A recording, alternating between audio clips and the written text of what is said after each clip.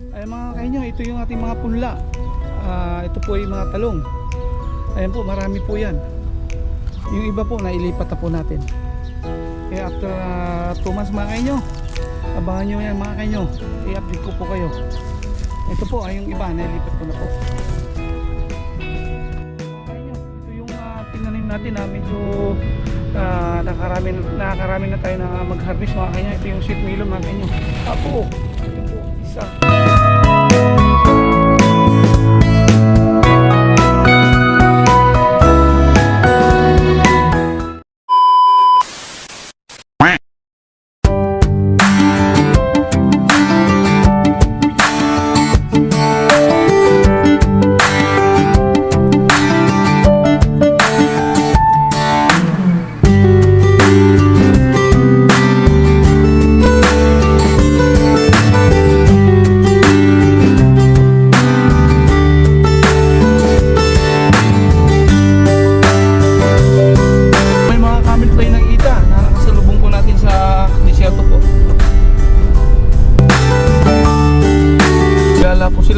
Okay lang po yung ganyan mga kainyo, huwag lang po sila nakaharang sa daan po.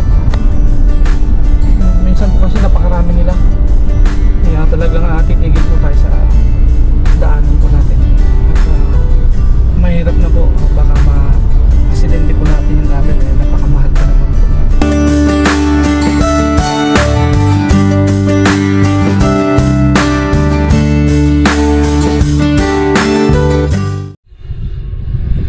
Good morning mga kainyo. Ayan po mga kainyo, ipasisilip ko lang po sa inyo yung disyerto po dito sa Dubai UAE po. Ayan po mga kainyo, kung napapansin nyo po, bihira po kayo makakita ng puno. Mahirap dito po sa disyerto. Kung napapansin nyo po ang buhangin dito, iba po siya, dry na dry po. Ayan po. Sa ngayon po wala po tayong makikitang hayop or mga camel po dito sa desierto.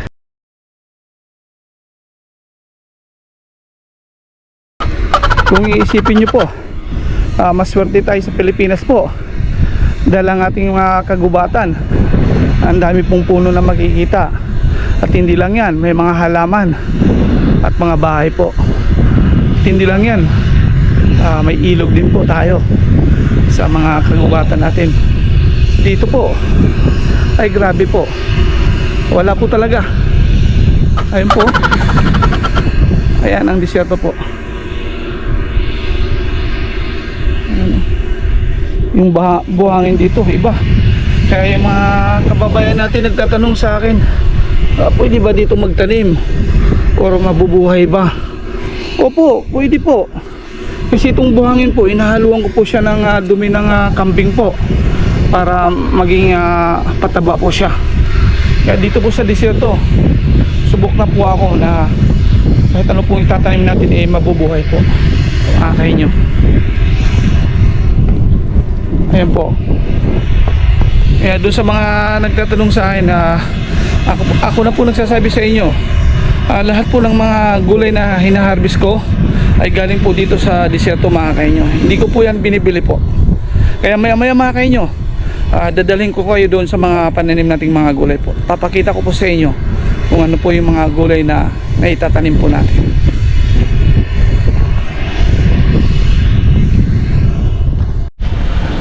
Ayan po mga kainyo, may nakasalubong po tayong camel.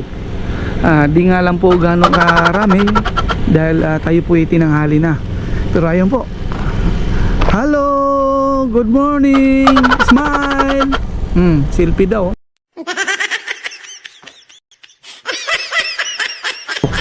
Ayan po, kung napapansin nyo po, yung dalawang pan niya may tali. Ayan po kasi nilagyan ng tali yan dahil pasaway po yan. Pag walang tali po yan, ang bilis po tumakbo yan. Kawawa po ang nag-aalaga niyan. At alam nyo ba mga kainyo, ang camel po, napakasarap po ang gatas niyan.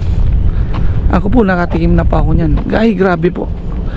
Mango nga lang siya, pero kapag diniritso mo lang inom niyan, ay masarap po sa pakiramdam sa katawan po. Ayan po. At ang karne din po niyan ay kinakain po. Ayan po. Hello. Oh, lapit daw siya. Good morning. Pahawak ka. Pahawak. Hawak ka na din. Oh, ang bait. Abo, mabait kayo nyo. Kawawa naman. Nag-iisa lang siya. Mabait. Ayan po. Yung, ano niya, paa. May tali. Para hindi po siya makatakbo. Ang bait. Ayan po, delikado. Pagka sumakay ka, sa pool ka dyan. Ayan po ay istakan po ng tubig yan. Kaya ang kanyang ano sa likuran, pag ganun po, ito po ay istak ng tubig po. Kaya ilang taon po sila sa desierto, mabubuhay po yan dahil meron po silang tangke sa likod ng kanilang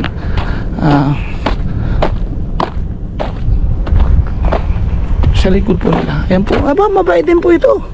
Abo, good morning. Bala, tsata na encounter natin mga kanyo, mababait. Ayan po mga kanyo, ayan po mga kamila na nakikita natin dito sa desierto po. Tingnan po natin, baka doon sa unahan may makikita po tayo ng mga kamil po. Tara, selfie tayo. Ayan po bye bye. Ayan po mga kanyo, magandang umaga po sa ating lahat. Nandito na po tayo sa ating mga pananim. Ayan mga kanyo, ito yung ating mga punla. Ito po ay mga talong. Ayan po, marami po yan. Yung iba po nailipat na po natin.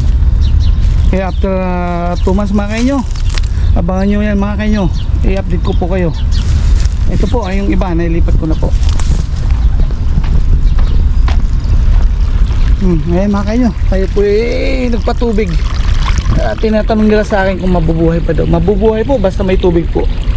Ayan mga kanyo, kung napapansin nyo, na ilipat ko na po sila. Kaya mga kanyo, abangan nyo po yan. After 1 month, ipapakita ko po sa inyo kung gaano karami ang ating ma-harvest mga kanyo na talong po. At hindi lang yung mga kanyo, dadaling ko kayo sa kabila. Marami po tayong tinatanim yan. At mas maganda marami para maraming anihin. At syempre, at marami rin tayong pagbibigyan. Ayun pa mga kanyo, bagong lipat lang po natin yan. Kung napapansin niyo po, lahat po yan ay eggplant o talong mga kanyo. Ayun po. Ganun po tayo kasipag kapag may kunting oras po tayo. Abangan niyo po yan mga kanyo. Ito pa po mga kanyo. Siyempre mga kanyo, hindi lang yan yung mga talong na tinatanim natin mga kanyo. Nagtanim din tayo ng mga tubo. Ayan po. Ito po yung tubo natin na tinanim natin mga kanyo. Ito po ay may 4 na buwan na po siya. Ayan po mga kanyo, kung napapansin niyo po, sa isang mga ilang buwan pa tayo makakatikim na ng tubo. Mahal po kasi ang tubo dito mga kanyo, dito sa Dubai kapag binili mo po. At hindi lang mga kanyo, dadaling ko kayo sa kabila, ipapakita ko naman sa inyo yung mga tanim pa natin doon.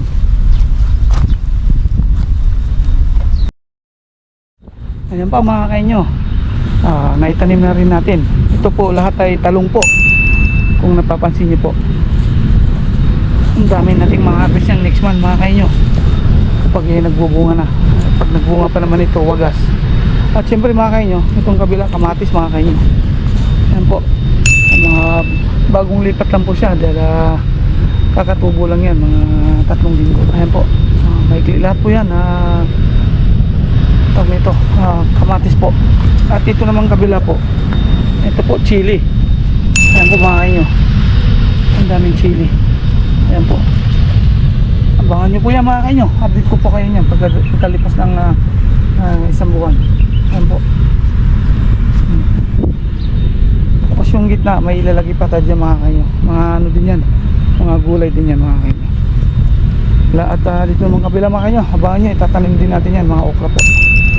Kaya mga kanyo, ganyan po tayo kasipag kapag may kunting oras po tayo. Tanim-tanim lang po tayo. At sigurado tayo po ay may gugulayin at may aanihin.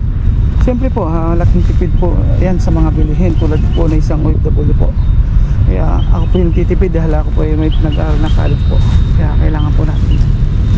Ayan po, dadalhin ko naman po kayo sa kabila. Papakita ko naman po sa inyo yung mga tanim natin na iba pa. Ayan pa po mga kanyo, ito po yung mga patula. Ayan po, kung napapansin nyo po ay tumutubo na po sila. Ready na po natin sila ililipat mga kainyo. Ayan po, nasa may connecting lang po na hose, may tubig, mabubuhay po sila. Hindi lang yan mga kainyo, meron pa dito.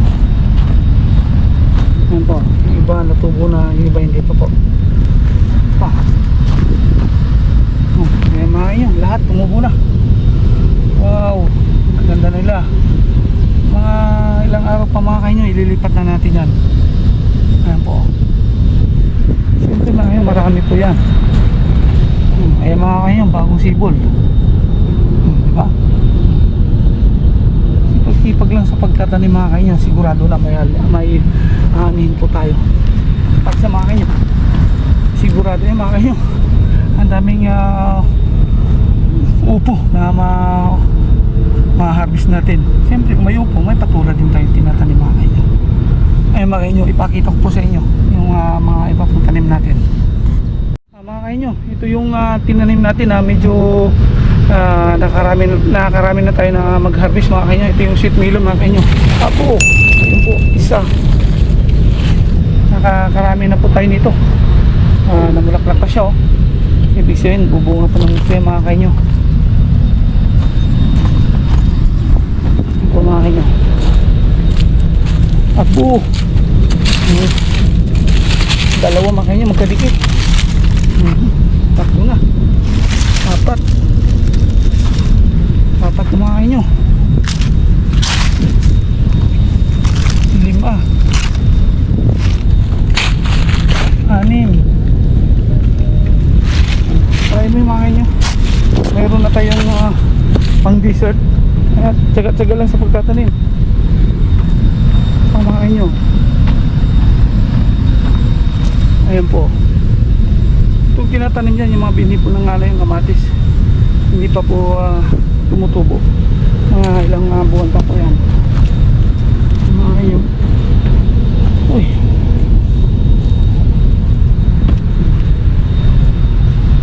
dami yan. Ito pa mga kayo, 1 2 3. Ano po ang sweet melon po natin. Tsaga-tsaga lang po sa pagtatanim, sigurado po may ani po tayo. Siyempre mga kainyo, hindi mawala tubo. Ayun po, kung napapansin nyo po mga kainyo, may mga 5 buwan na po yan mula nang naitanim natin. Ayun po, ito po yung binhi na galing sa Pilipinas na dinala ko po, itinanim ko po. Ayan po, nabuhay na. Ayan po yung lupa nyo, hinalong ko po lang ang dumi ng kambing para pataba po. Dami na mga kainyo. Kaya marami-rami tayong mahabis yung mga kainyo. Tapos sa ano na yan, tubo na yan. Yan ha. Kaya mga kainyo natin dyan sa Pilipinas, kung may mga lupa kayo, tanim-tanim lang po kayo. Ako nga po nagtsatsaga dito, kahit ang lupa po, iba po ang lupa dito kaysa sa atin. Mabubuhay po yan. Ayan po. Ayan pa mga kainyo, isa sa mga tinanim natin, yung patula. Kung napansin nyo po, ang daming bunga. Ayan po, nakailang harvest na po tayo dito. Nakarami na po tayo. Ayan po, ito po yung patula na itinanim natin nung tag-init pa, pero hanggang ngayon nabuhay. Kaya isa pong ano po, gulay na nabuhay sa tag-init po. Ang matindi kong bunga mga kainyo, wagas, ang dami. Sarap pa naman yan mga kainyo sa miswa patula, tapos sa may sardinas. Ito po, kung napapansin niyo po, napakaraming bunga mga kainyo. Ayan po. Mamaya mga kainyo, pipitasin na natin yung iba at dalhin natin sa bahay at tayo magluluto bukas. Ayan po mga kainyo, ganyan lang po siya mga kainyo. Ayun po, doon sa mga nagtatanong, mabubuhay po, nabubuhay po, basta alagaan nyo lang po.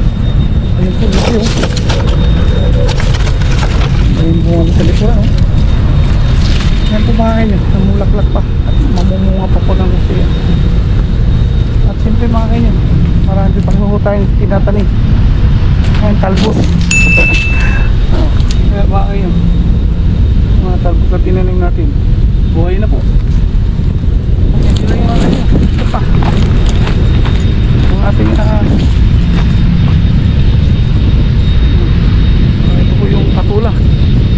Ayan po, dyan ililipat natin yung iba yung mga okra po. Ayun, may maraming itatanim para marami po tayong makakanin mga kainyo. kayo, update ko po kayo kung pagkalipas ng isang buwan mga kayo. Ipapakita ko po sa inyo kung gaano po karami mamunga po yung ating mga pananim po. Saan ka pa po, tipid ka na sa bilihin, sariwa mo pang makakain po. Kaya mga kayo, ililipat ko kayo sa kabila. Mayroon pa po tayong itinanim na mga tubuhan po doon. Papakita ko po sa inyo. Ayan pa mga kayo, ang ating tubuhan. 3 meter na po ang taas. Dami po. Ito may 10 buwan na po yan. Kaya sa wakas, mga kayo, malapit na tayo mag-harvest. Sigurado naninilaw na. Sa tiyaga ko maglagay ng tubig araw-araw bago muli. Ayan po, malapit na po natin matitignan. Ayan mga kayo, marami po yan. Pati pong malunggay. Ayan po, dito po tayo nangunga ng malunggay. Ayan po mga kayo. Wow. Huwag kang mag-alala. Malapit na kitang pipitasin. Malapit na kitang harvestin. Ayan pa mga kayo. Akala mga kayo, pabrika ng tubuhan mga kayo. Ito naman mga kayo, nasa mga may 5 buwan na po. Ayan po. Ganyan po siya karami mga kayo. Siyempre mga malunggay natin mga kayo. Ayan po malunggay natin. Ayan po. Ayan po lahat. Yung iba hindi pa natin na ililipat kasi medyo main pa po ng gonte. Kaya mga kayo, maraming salamat po sa inyo sa panunod at doon po sa mga nanonood po sa aking mga video. Salamat po sa inyo. At lagi ko pong sinasabi na kahit saan man tayo sa sulok ng mundo, tayo lang po ay mag-iingat at God bless.